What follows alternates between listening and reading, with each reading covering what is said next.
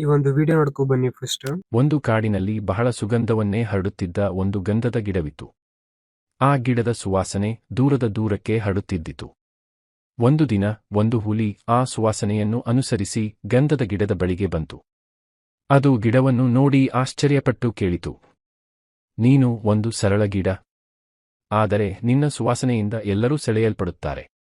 ನಿನ್ನ ಬಳಿ ಯಾವ ಶಕ್ತಿ ಇದೆ? ನೋಡಿದ್ರಲ್ಲ ಈ ಒಂದು ವಿಡಿಯೋ. ಈ ರೀತಿ ಅನಿಮೇಟೆಡ್ ವಿಡಿಯೋನ ಹೇಗೆ ಕ್ರಿಯೇಟ್ ಮಾಡೋದು ಮೊಬೈಲ್ ನಲ್ಲಿ ಫ್ರೀಯಾಗಿ ಅಂತ ತಿಳಿಸ್ಕೊಡ್ತೀನಿ. ವಿಡಿಯೋನ ಎಲ್ಲೂ ಸ್ಕಿಪ್ ಮಾಡ್ದೇನೆ ಪೂರ್ತಿ ನೋಡಿ. ಮತ್ತೆ ವಿಡಿಯೋ ಕೊನೆಯಲ್ಲಿ ಈ ಒಂದು ಅನಿಮೇಟೆಡ್ ವಿಡಿಯೋಗೆ ನಮ್ಮ ಒಂದು ಧ್ವನಿನ ಹೇಗೆ ಕೊಡೋದು ಅಂತಾನೂ ಸಹ ತಿಳಿಸ್ಕೊಡ್ತೀನಿ. ಈ ರೀತಿಯ ಅನಿಮೇಟೆಡ್ ವಿಡಿಯೋನ ಕ್ರಿಯೇಟ್ ಮಾಡೋಕ್ಕೆ ಫೋನಲ್ಲಿ ಗೂಗಲ್ ಅಥವಾ ಕ್ರೋಮ್ ಆ್ಯಪ್ನ ಓಪನ್ ಮಾಡ್ಕೊಬೇಕು. ಓಪನ್ ಮಾಡಿ ಇಲ್ಲಿ ಸರ್ಚ್ ಬಾರ್ ಮೇಲೆ ಕ್ಲಿಕ್ ಮಾಡಬೇಕು. ಕ್ಲಿಕ್ ಮಾಡಿಕೊಂಡು ಅಡೋಬೆ ಎಕ್ಸ್‌ಪ್ರೆಸ್ ಅನಿಮೇಟ್ ಫ್ರಮ್ ಆಡಿಯೋ ಅಂತ ಸರ್ಚ್ ಮಾಡ್ಕೊಬೇಕು. ಸ್ಕ್ರೀನ್ ಮೇಲೆ ಬರುತ್ತೆ ನೋಡಿ, ಆ ರೀತಿ ಸರ್ಚ್ ಮಾಡ್ಕೊಳ್ಳಿ. ಸರ್ಚ್ ಮಾಡ್ಕೊಂಡಾಗ ಈ ರೀತಿ ಬರುತ್ತೆ. ಇಲ್ಲಿ animate from audio for free ಅಡೋಬೆ express ಅಂತ ಇರುತ್ತಲ್ಲ ಫಸ್ಟ್‌ನೇ ವೆಬ್ಸೈಟ್. ಈ ವೆಬ್ಸೈಟ್ ಮೇಲೆ ಕ್ಲಿಕ್ ಮಾಡ್ಕೊಬೇಕು. ಕ್ಲಿಕ್ ಮಾಡ್ಕೊಂಡಾಗ ನೆಕ್ಸ್ಟ್ ಈ ರೀತಿ ಬರುತ್ತೆ.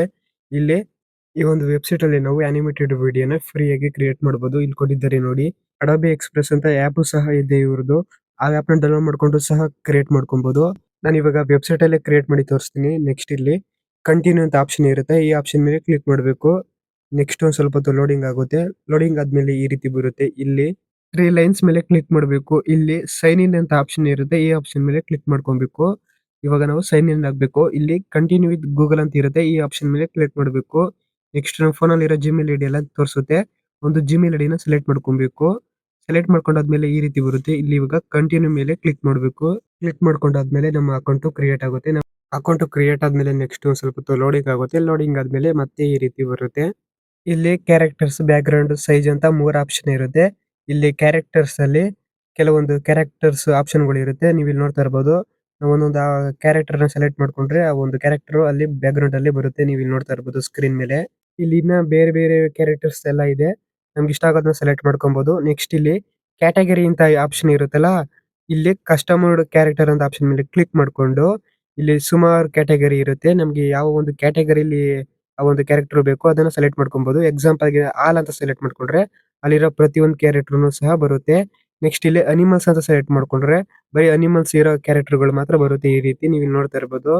ಈ ಒಂದು ಕ್ಯಾರೆಕ್ಟರ್ ಸೈಜ್‌ನ ನಾವು ಈ ಒಂದು ಕ್ಯಾರೆಕ್ಟರ್ ಇದೆಯಲ್ಲ, ಅಲ್ಲಿ 4 ಡಾಟ್ ಇರುತ್ತಲ್ಲ, ಅದನ್ನ ಈ ರೀತಿ ನಾವು ಅಡ್ಜಸ್ಟ್ ಮಾಡ್ಕೊಂಡು ಚಿಕ್ಕ ಅಥವಾ ದೊಡ್ಡ ಮಾಡ್ಕೊಬಹುದು. ಮತ್ತೆ ಇಲ್ಲಿ ಕೆಳಗಡೆ ಕ್ಯಾರೆಕ್ಟರ್ ಸ್ಕೇಲ್ ಅಂತ ಇದೆಯಲ್ಲ, ಆ ಒಂದು ಲೈನ್ ನಾವು ಮುಂದೆ ಅಥವಾ ಹಿಂದಕ್ಕೆ ಎಳ್ಕೊಂಡು ಈ ರೀತಿನೂ ಸಹ ಇಲ್ಲಿ ಒಂದು ಸೈಜ್ ಕ್ಯಾರೆಕ್ಟರ್ ಸೈಜ್‌ನ ಇನ್ಕ್ರೀಸ್ ಅಥವಾ ಡಿಕ್ರೀಸ್ ಮಾಡ್ಕೊಬಹುದು.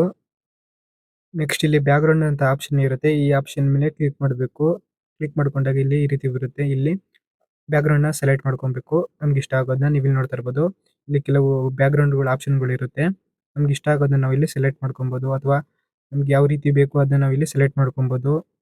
ಮತ್ತೆ ಇಲ್ಲಿ ಕ್ಯಾಟಗರಿ ಅಂತ ಇದೆಯಲ್ಲ, ಅಲ್ಲಿ ಆಲ್ ಅಂತ ಆಪ್ಷನ್ ಇರುತ್ತಲ್ಲ, ಅದ್ರ ಮೇಲೆ ಕ್ಲಿಕ್ ಮಾಡ್ಕೊಬೇಕು. ಕ್ಲಿಕ್ ಮಾಡ್ಕೊಂಡ್ರೆ ಇಲ್ಲಿ ಕೆಲವೊಂದು ಕ್ಯಾಟಗರಿಗಳು ಬರುತ್ತೆ. ಅದರ ಒಂದು ಎಕ್ಸಾಂಪಲ್‌ಗೆ ನಾನು ಇಲ್ಲಿ ಕ್ಲಾಸ್ ರೂಮ್ ಕ್ಯಾಟಗರಿನ ಸೆಲೆಕ್ಟ್ ಮಾಡ್ಕೊಂಡ್ರೆ ಈ ರೀತಿ ಕ್ಲಾಸ್ ರೂಮ್‌ದು ಬ್ಯಾಕ್‌ಗ್ರೌಂಡ್‌ಗಳು ಬರುತ್ತೆ. ನೀವು ಇಲ್ಲಿ ನೋಡ್ತಾ ಇರ್ಬೋದು ಈ ರೀತಿ. ಇದೇ ರೀತಿ ಬೇರೆ ಬೇರೆ ಕ್ಯಾಟಗರಿ ಬ್ಯಾಕ್‌ಗ್ರೌಂಡ್ ಸಹ ಇರುತ್ತೆ. ನಾವು ಸೆಲೆಕ್ಟ್ ಮಾಡ್ಕೊಬಹುದು. ನೆಕ್ಸ್ಟ್ ಇಲ್ಲಿ ಅಪ್‌ಲೋಡ್ ಇಮೇಜ್ ಅಂತ ಇರುತ್ತೆ. ಅದ್ರ ಮೇಲೆ ಕ್ಲಿಕ್ ಮಾಡ್ಕೊಂಡ್ರೆ ನಾವು ಯಾವ್ದಾದ್ರು ಒಂದು ಇಮೇಜ್‌ನ ಡೌನ್‌ಲೋಡ್ ಮಾಡ್ಕೊಂಡಿದ್ರೆ ಬ್ಯಾಕ್‌ಗ್ರೌಂಡ್‌ಗೆ ಅದನ್ನ ಸೆಲೆಕ್ಟ್ ಮಾಡ್ಕೊಬಹುದು. ಈ ರೀತಿ ಸೆಲೆಕ್ಟ್ ಮಾಡ್ಕೊಂಡಾಗ ಆ ಒಂದು ಇಮೇಜು ಬ್ಯಾಕ್‌ಗ್ರೌಂಡ್‌ಗೆ ಈ ರೀತಿ ಸೆಟ್ ಆಗುತ್ತೆ. ನೆಕ್ಸ್ಟ್ ಇಲ್ಲಿ ಬ್ಯಾಕ್‌ಗ್ರೌಂಡ್ ಆಪ್ಷನ್ ಪಕ್ಕದಲ್ಲಿ ಸೈಜ್ ಅಂತ ಆಪ್ಷನ್ ಇರುತ್ತೆ. ಈ ಆಪ್ಷನ್ ಮೇಲೆ ಕ್ಲಿಕ್ ಮಾಡಬೇಕು. ಇಲ್ಲಿ ಇವಾಗ ಈ ಒಂದು ವಿಡಿಯೋ ಸೈಜ್‌ನ ನಾವು ಸೆಲೆಕ್ಟ್ ಮಾಡ್ಕೊಬೇಕು. ಇಲ್ಲಿ ಈ ಒಂದು ಆಪ್ಷನ್ ಮೇಲೆ ಕ್ಲಿಕ್ ಮಾಡಬೇಕು. ಇಲ್ಲಿ ಕೆಲವೊಂದು ಆಪ್ಷನ್‌ಗಳು ಬರುತ್ತೆ. ಇಲ್ಲಿ ಇವಾಗ ಇನ್‌ಸ್ಟಾಗ್ರಾಮ್, ಫೇಸ್‌ಬುಕ್ ಅಂತ ಎಲ್ಲ ಇರುತ್ತೆ. ಎಕ್ಸಾಂಪಲ್‌ಗೆ ನಾನು ಇಲ್ಲಿ ಇನ್‌ಸ್ಟಾಗ್ರಾಮ್ ಅಂತ ಸೆಲೆಕ್ಟ್ ಮಾಡ್ಕೊಂಡ್ರೆ ಇನ್‌ಸ್ಟಾಗ್ರಾಮ್‌ಗೆ ಅಪ್‌ಲೋಡ್ ಮಾಡೋ ಸೈಜ್‌ಗಳು ಎಲ್ಲ ಇರುತ್ತೆ. ಇಲ್ಲಿ ನೀವು ಸೆಲೆಕ್ಟ್ ಮಾಡ್ಕೊಬಹುದು. ನೆಕ್ಸ್ಟ್ ಇಲ್ಲಿಗೆ ನಾನು ಮತ್ತೆ ಈ ಒಂದು ಆರೋ ಮೇಲೆ ಕ್ಲಿಕ್ ಮಾಡ್ಕೊತೀನಿ. ಕ್ಲಿಕ್ ಮಾಡ್ಕೊಂಡು ನಾನು ಇವಾಗ ಇಲ್ಲಿ ಯೂಟ್ಯೂಬ್‌ನ ಸೆಲೆಕ್ಟ್ ಮಾಡ್ಕೊತೀನಿ. ಯೂಟ್ಯೂಬ್‌ನ ಸೆಲೆಕ್ಟ್ ಮಾಡ್ಕೊಂಡು ಇಲ್ಲಿ ಇಲ್ಲಿ 2 ರೇಷಿಯೋ ಬರುತ್ತೆ. ಇಲ್ಲಿ 16:9 ರೇಷಿಯೋನ ನಾವು ಯೂಟ್ಯೂಬ್ ವಿಡಿಯೋಗೆ ಸೆಲೆಕ್ಟ್ ಮಾಡ್ಕೊಬೇಕು. ಶಾರ್ಟ್ಸ್ ವಿಡಿಯೋ ಅಥವಾ ರೀಲ್ಸ್‌ಗೆ ಇಲ್ಲಿ 9:16 ಸೆಲೆಕ್ಟ್ ಮಾಡ್ಕೊಬೇಕು. ನೆಕ್ಸ್ಟ್ ಈ ಒಂದು ಕ್ಯಾರೆಕ್ಟರ್‌ಗೆ 2 ರೀತಿಯಲ್ಲಿ ವಾಯ್ಸ್ ಓವರ್‌ನ ಕೊಡಬಹುದು. ಅದೇಗೆಂದರೆ ಇಲ್ಲಿ ರೆಕಾರ್ಡ್ ಅಂತ ಆಪ್ಷನ್ ಇರುತ್ತೆ. ಈ ಆಪ್ಷನ್ ಮೇಲೆ ಕ್ಲಿಕ್ ಮಾಡ್ಕೊಂಡು ನಾವು ಏನು ವಾಯ್ಸ್‌ನ ಕೊಡಬೇಕು ಅಂತ ಇರ್ತೀವಲ್ಲ ಅದನ್ನ ನಾವು ಇಲ್ಲಿ ಮಾತಾಡಬಹುದು. ಇಲ್ಲಿ ಪಾಸ್ ಮಾಡ್ಕೊಂಡು ಸಹ ಮಾತಾಡಬಹುದು. ಮಾತಾಡಾದ್ಮೇಲೆ ಇಲ್ಲಿ ಡನ್ ಮೇಲೆ ಕ್ಲಿಕ್ ಮಾಡ್ಕೊಂಡ್ರೆ ಆ ಒಂದು ವಾಯ್ಸ್ ಓವರ್ ಇಲ್ಲಿ ಆಡ್ ಆಗುತ್ತೆ. ಮತ್ತೆ ಇಲ್ಲಿ ನಾವು ಮುಂಚೆನೆ ವಾಯ್ಸ್‌ನ ರೆಕಾರ್ಡ್ ಮಾಡ್ಕೊಂಡಿದ್ರೆ ಇಲ್ಲಿ ಬ್ರೌಸ್ ಅಂತ ಆಪ್ಷನ್ ಇರುತ್ತೆ. ಈ ಆಪ್ಷನ್ ಮೇಲೆ ಕ್ಲಿಕ್ ಮಾಡ್ಕೊಂಡ್ರೆ ಫೋನಲ್ಲಿರೋ ಆಡಿಯೋ ಬರುತ್ತೆ. ಅದನ್ನ ನಾವು ಸೆಲೆಕ್ಟ್ ಮಾಡ್ಕೊಬಹುದು. ಅವಾಗ ಅಪ್‌ಲೋಡ್ ಆಗುತ್ತೆ ಆ ಒಂದು ಆಡಿಯೋ ಇಲ್ಲಿಗೆ.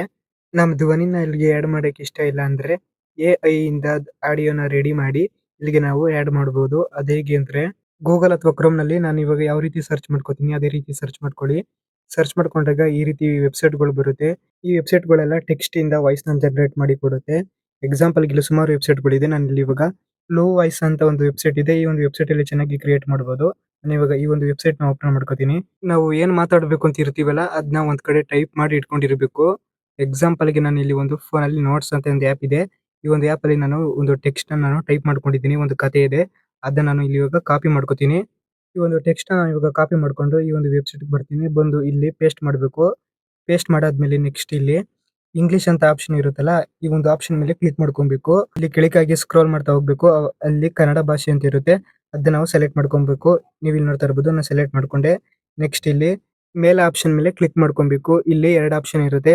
ಗಗನ್ ಮತ್ತೆ ಸಪ್ನಾ ಅಂತ 2 ಆಪ್ಷನ್ ಇರುತ್ತೆ. ಇಲ್ಲಿ ಗಗನ್ ಅನ್ನೋದು ಮೇಲ್ ವಾಯ್ಸ್ ಆಗಿರುತ್ತೆ. ಮತ್ತೆ ಸಪ್ನಾ ಅನ್ನೋದು ಫೀಮೇಲ್ ವಾಯ್ಸ್ ಆಗಿರುತ್ತೆ. ನಾನು ಇಲ್ಲಿ ಗಗನ್ ಆಪ್ಷನ್ ಸೆಲೆಕ್ಟ್ ಮಾಡ್ಕೋತೀನಿ. ಸೆಲೆಕ್ಟ್ ಮಾಡ್ಕೊಂಡಾದ್ಮೇಲೆ ನೆಕ್ಸ್ಟ್ ಇಲ್ಲಿ ಜನರೇಟ್ ಆಪ್ಷನ್ ಮೇಲೆ ಕ್ಲಿಕ್ ಮಾಡ್ಕೊಬೇಕು. ನೆಕ್ಸ್ಟ್ ಈ ರೀತಿ ಸ್ವಲ್ಪ ಹೊತ್ತು ಲೋಡಿಂಗ್ ಆಗುತ್ತೆ. ಲೋಡಿಂಗ್ ಆದ್ಮೇಲೆ ಈ ರೀತಿ ಬರುತ್ತೆ. ಇವಾಗ ಈ ಒಂದು ಬಾಕ್ಸ್‌ನ ಟಿಕ್ ಮಾಡಬೇಕು. ಟಿಕ್ ಮಾಡಾದ್ಮೇಲೆ ಆ ಒಂದು ಟೆಕ್ಸ್ಟ್ ಇರೋದು ವಾಯ್ಸ್‌ಗೆ ಜನರೇಟ್ ಆಗಿ ಈ ರೀತಿ ಬರುತ್ತೆ. ಈ ಒಂದು ವಾಯ್ಸ್ ಜನರೇಟ್ ಆದ್ಮೇಲೆ ಇಲ್ಲಿ ಪ್ಲೇ ಮಾಡಿ ನೋಡ್ಕೊಬಹುದು. ನೋಡಿ ಇಲ್ಲಿ ಡೌನ್‌ಲೋಡ್ ಆಪ್ಷನ್ ಇರುತ್ತೆ. ಈ ಒಂದು ಆಪ್ಷನ್ ಮೇಲೆ ಕ್ಲಿಕ್ ಮಾಡ್ಕೊಂಡ್ರೆ ಆ ಒಂದು ಆಡಿಯೋ ಡೌನ್‌ಲೋಡ್ ಆಗುತ್ತೆ. ಈ ರೀತಿ ಆಡಿಯೋನ ನಾವು ಮುಂಚೆನೆ ಜನರೇಟ್ ಮಾಡ್ಕೊಂಡಿದ್ರೆ ಈಸಿ ಆಗುತ್ತೆ. ನೆಕ್ಸ್ಟ್ ಈಗ ಈ ಒಂದು ವೆಬ್‌ಸೈಟ್‌ನ ನಾನು ಓಪನ್ ಮಾಡ್ಕೋತೀನಿ.